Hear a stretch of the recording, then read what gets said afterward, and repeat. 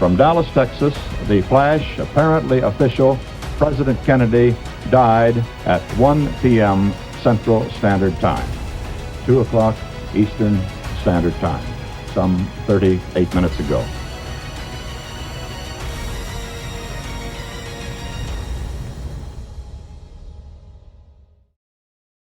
Hi, everyone. Judge Andrew Napolitano here for Judging Freedom. Today is Thursday, August 17th, 2023. Jacob Hornberger, longtime friend of mine, well-known lawyer, founder and president of the Future of Freedom Foundation, and an expert because of his two highly acclaimed books and innumerable articles on the subject.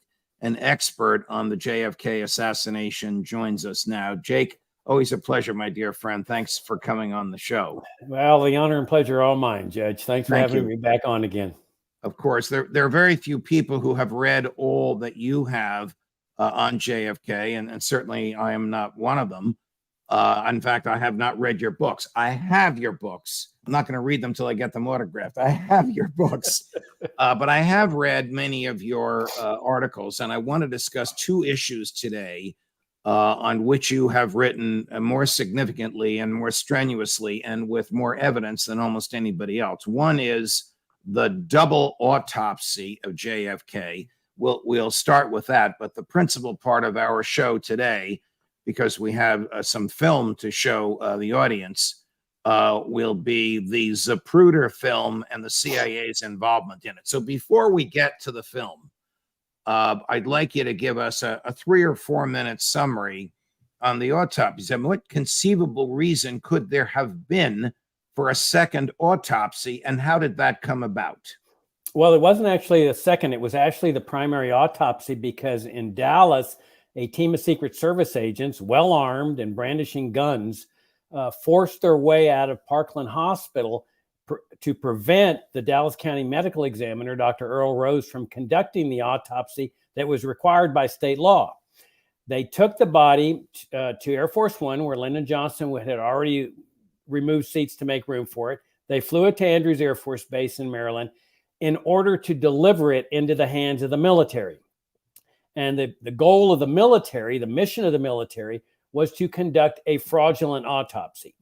And the mission that was given to the military pathologist there was, do what you need to do to make sure all the shots look like they came in from the rear. Hide any evidence of shots coming in from the front. Now, why is it that, and how is it that you can refer to this autopsy as fraudulent, Jake? Well, let me give you some examples.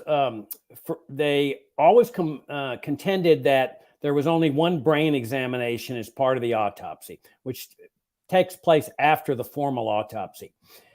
The Assassination Records Review Board, under Jeremy Gunn, the general counsel, and Douglas Horn, who was chief analyst for military records, determined, this was in the 1990s, 30 years later, they determined that the pathologist had lied about that.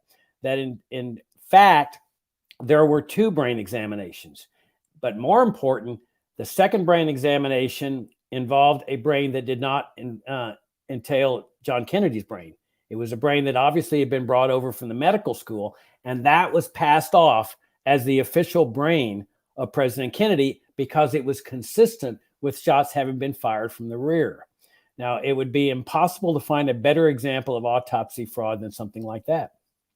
What became of JF? So after the autopsy and then the head is cut open and the brain is removed, what became of JFK's true brain, the brain that was actually removed from his skull? Well, that first brain exam was held about 2 or 3 days after the formal autopsy.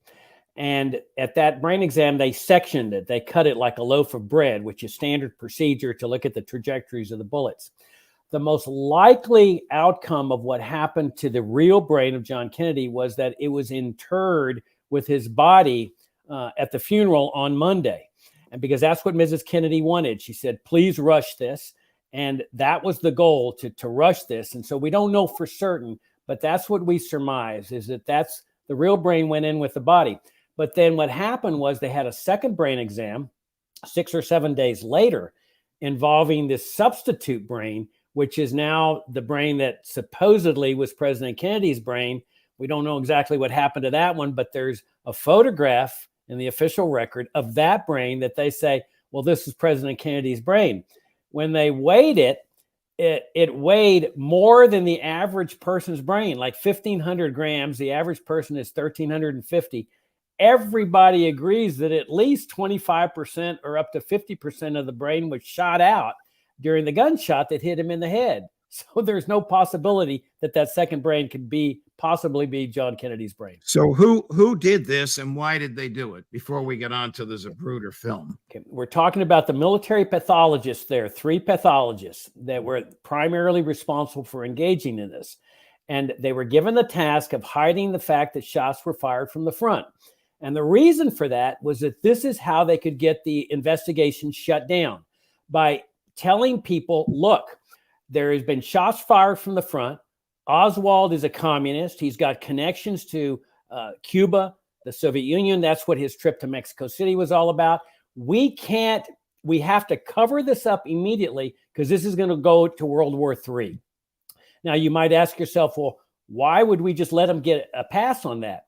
Well, the idea was that they go to Bobby Kennedy and they say, look, this is retaliation. You and your brother were involved with Operation Mongoose, sabotage terrorism. The CIA was trying to assassinate Castro, and Castro got to your brother first. And so that was the excuse they used to shut down the investigation immediately. The Deputy Attorney General, Katzenbach, sent out a memo on Monday saying, we've got to shut this thing down immediately. And the idea was, if we don't, it'll lead to World War III. So they tell the pathologists, do whatever you need to do to hide the fact that there's shots fired from the front. And that's last series of questions before we get to the Zapruder film. Why was the CIA involved in telling the military what needed to be covered up? Well, we don't have direct evidence that the CIA was involved in the autopsy. We only have direct evidence that they were involved in the Zapruder film. But there were witnesses that said that there were men in suits who looked very sinister during the autopsy. Colonel Fink testified in the Clay Shaw trial in 1969 under oath that he was beginning to dissect the neck wound, and somebody came over and said, don't touch that. They ordered him, don't touch it. He couldn't remember who it was. It could have been a military officer that was higher ranked. It could have been CIA. But to me, the CIA were the smart guys. I mean, these were the Ivy League graduates. They were specializing in assassination since the time the CIA got established. They would be the ones smart enough to orchestrate the overall plan in here, including the fraudulent autopsy. Okay, we're going to run the Zapruder film. We're going to run it twice, and then you begin analyzing it for us. Go ahead, Gary. This is the film that everybody has seen.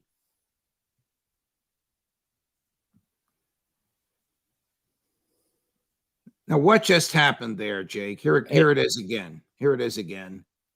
We see the motorcycles. We see the turn in the road, but we don't see the car making the turn. All of a sudden, it is suddenly there where the motorcycles had been. Take it from there. That's the first alteration of the film that they did. Now, when I say they altered the film, they didn't really alter the original film. They made what's called they used an optical printer to make a copy of the film that deleted those frames. See, it's very strange when you look at that, how it just jumps over to the presidential limousine, but it doesn't show the presidential limousine making the turn. So what explained the chain of custody of the film from Abraham Zapruder to the CIA to wherever the film ended up? Zapruder makes a deal with Life magazine on Saturday, right after the assassination, the day after the assassination, November 23rd. He sells the print rights to Life magazine for $50,000. He delivers the original Zapruder film to Life magazine's representative, Richard Stoley. He retains a first-generation copy. Stoley puts the Zapruder film on a plane to Chicago because that's where Life magazine's printing presses are located, publishing house. And that's the official story to this day, that it went to the Life magazine's printing house. What actually happened was the CIA diverted the film on Saturday afternoon to Washington, D.C., where it's delivered to the CIA's National Photographic Interpretation Center, top secret operation. And it's there on Saturday night with a team headed by a top photo analyst called Dino Brugioni. So why did the CIA do that? And how do we know that they diverted the film? And what became of the people in Chicago waiting for something they had just spent 50 grand to acquire? Well, we got to keep in mind who the publisher of Life magazine was, and that was C.D. Jackson. He was an express asset of the CIA. He'd been working with the CIA for years under Operation Mockingbird. Henry Luce, the founder of Time Life, he was another CIA aligned person. So it provided no difficulty at all to get C.D. Jackson on the phone saying, we need the film over here. Jackson would have said, yes, sir. We know that it was diverted over on Saturday because of the top CIA official named Dino Brugioni. Now, Brugioni is this renowned photo analyst. I mean, he is renowned in CIA circles. He's famous. You can Google him. He's got all kinds of awards. He was in the Cuban Missile Crisis analyzing the photographs. He came forward in the late 2000s. That's how long they kept this secret. And he disclosed that he was brought the original Zapruder film there at NPIC, National Photographic Interpretation Center, the CIA's facility, on Saturday night, the night after the assassination. His job was to examine it along with two men who were representing themselves to be Secret Service agents who brought him the film, and to look at the film, make blow-ups of frames, post them on briefing boards. And from then, those two Secret Service agents left with the film, and they went to Rochester, New York. What's in Rochester, New York? Rochester, New York was a top secret CIA operation. The CIA was in partnership with Kodak. Kodak's research and development program there, that was their national headquarters, had a facility called Hawkeye Works. And in Hawkeye Works, they had a non-classified division and then a classified division. And the classified division was the CIA. And nobody knew this. It was top secret until the 1990s. But at Hawkeye Works, they could do anything with film that Hollywood could do, including using an optical printer, what was called an optical printer, to make a high quality, super quality copy of a film, delete frames, do artwork on certain frames. They could do anything Hollywood could do. And the purpose of taking the film to Rochester was to do that. Now, let me emphasize, there's no evidence that Kodak personnel were involved in this at all. This was entirely a CIA operation. So what did the alterations consist? Deletion of frames and artwork on certain frames. So they delete the wide turn that we just saw, because the wide turn violated all Secret Service protocols. They should never have had that on the route. People said they even had to practically go up on the sidewalk to make the turn. So in other words, the car is creeping to an almost slow rate of speed there. They needed to delete that because it's incriminating. Secondly, 59 witnesses testified, or didn't testify, they stated that the limousine made a complete stop or a near stop. 59. There is no stop or near stop in the motorcade in the film. We're talking about a stop or a near stop as they're making the turn. This is before the president is shot. No, after they make the turn, after the first shot rings out, the driver of the car, William Greer, Secret Service agent, steps on the brakes. Well, shouldn't he have stepped on the gas to get the hell out of there? Of course. That makes common sense. He stepped on the brakes. 59 witnesses said he did. That's not in the Zapruder film. There is no possibility. Let's watch the film again, because the editing job by today's standards is so sloppy. It's so obvious. We go right from the motorcycles at the turn to the car. All of a sudden, it's like it came down from a helicopter. Yeah. It's just this huge jump. How far or how distant in time is he killed or shot from the end of the film? Well, he's shot right as he's approaching that sign there. I don't think we see the shot as he's approaching the sign, but when he's coming out from the sign, you can tell him he's reaching for his throat. And after that first shot rings out, Greer steps on the brakes, stops until the shot hits him in the head, and then Greer steps on the accelerator. And I should also mention that Greer's partner, Roy Kellerman, who's sitting in the passenger seat, he's supposed to jump over the seat as soon as he hears a shot and cover the president with his body. So what did he do? He sat there like a bump on a log and just stared until the gunshot that hit Kennedy in the head. See, Kennedy could have survived that first shot, the shot that hit him in the neck. But once the headshot came in, then they step on the accelerator and head on to Parkland. Right, Gary, let's look at it again. Feel free to talk over this, Jake. Yeah, so you see this immediate weird jump here. That's where they deleted the frames with respect to the turn. And then boom, see, they deleted those frames. And then after this sign here, they delete more frames because the limousine, like I say, made a stop or a complete stop until Kennedy's hit in the head. And they could do that at Hawkeye Works. They had what was called an aerial optical printer. And then they also had to hide shots fired from the front. They had the same mission that the autopsy people had. And Kennedy had this massive exit-size hole in the back of his head. All the doctors at Parkland attested to this. Even doctors and the nurses and the Secret Service agent Clint Hill, they've all said he had this massive exit-size hole. Even witnesses at the Bethesda morgue said the same thing. They painted over that hole with a black patch. And so that's what they could do also with this optical printer and what was called aerial imaging. They could. Was the president dead before they brought him to the hospital? Not technically, but for all practical purposes, yes. There was no possibility of survival whatsoever because of that headshot.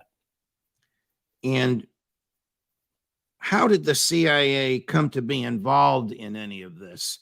Would the CIA have planned or been aware of the route that the vehicle was going to take from Love Field to Dealey Plaza? Oh, it's a virtual certainty that they orchestrated the route because everything was a perfect ambush. I mean, absolutely perfect ambush. And they had usually you have the photography video car with all the pros in front of the limousine so they can capture the president. He's interacting with the crowd. Somebody put that photography van several cars back in the motorcade. And so that when it comes into Dealey Plaza, the only films you have and the only photographs primarily are from amateurs. And then they didn't close the windows of the skyscrapers there. They violated every protocol. It was the perfect place for an ambush. Was Gina Brugione interrogated about this? How this sudden, what appears to our 2023 eyes as obvious and sloppy editing happened? Not Dino Brugione, not on that particular issue. What Brugione attested to was that he was shown by Douglas Horn and Peter Janney, another author, assassination researcher. They showed him the extant film, the film that purports to be the original, the one you're just looking at. And he looked at that and he says, no, that is not the Zapruder film I saw. The one I saw showed his brain and tissue coming straight up in the air, about 3 feet high. He says it was the most shocking and remarkable part of the film. And he says, not only that, but that film that you're showing me, the extant film, only has one frame for the headshot. He says, I'm telling you, there were multiple frames for that headshot. So they deleted frames with respect to the headshot, and then they used artwork to paint over this pink splotch on there. And that's where, in my article and in my book, An Encounter with Evil, the Abraham Zapruder story, I cite 2 expert Hollywood witnesses. I have an interview with them published there where they said, this may have passed muster 50 years ago, but this is child's play here. They said there's no question that this is artwork that's been painted on that particular frame 313, the headshot.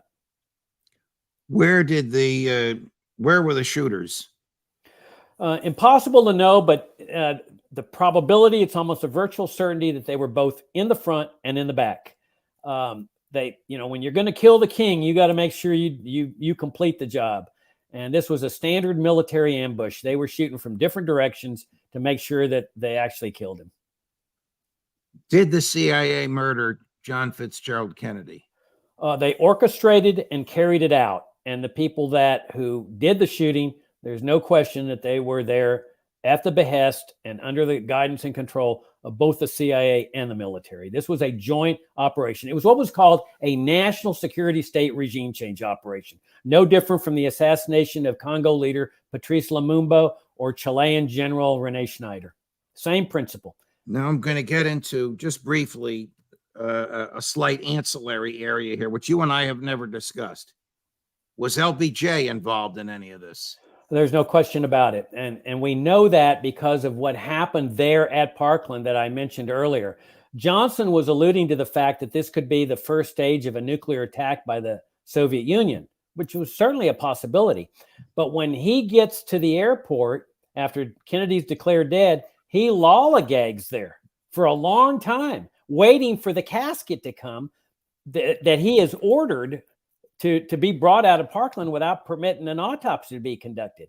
That indicates that he clearly knew that this was not any possibility of a Soviet attack because of his lollygagging. Therefore, he was lying about that possibility. And that's how we know that he knew that there was no possibility of a Soviet attack. Otherwise, he'd have gotten into the air immediately if there was even just a 1% chance in his mind. And then he's the guy that delivers the body into the hands of the military. He didn't have to do that. They've got pathologists in Maryland, Washington, Virginia, top quality pathologists. What business did the military judge have in this? This was a state murder case. It was not a federal crime to assassinate the president at that time.